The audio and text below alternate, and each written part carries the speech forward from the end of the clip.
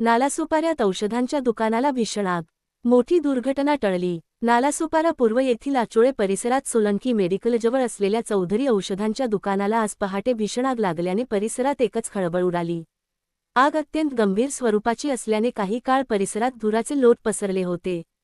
घटनेची माहिती मिळताच वसई विरार शहर महानगरपालिका अंतर्गत अग्निशमन दलाचे जवान तात्काळ घटनास्थळी दाखल झाले.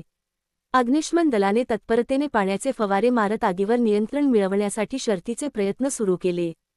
काही वेळाच्या प्रयत्नांनंतर आग आटोक्यात आणण्यात यश आले.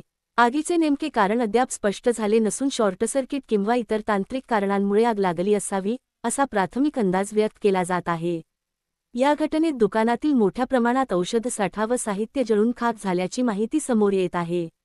सुदैवाने या घटनेत कोणतीही जीवितहानी झालेली नाही. दरम्यान, स्थानिक नागरिकांनीही मोठ्या धैर्याने आणि एकजुटीने मदतकार्य केले.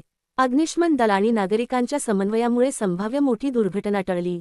पोलिसांकडून पुढील तपास सुरू आहे. धन्यवाद. चॅनलला लाईक शेअर सबस्क्राईब जरूर करा.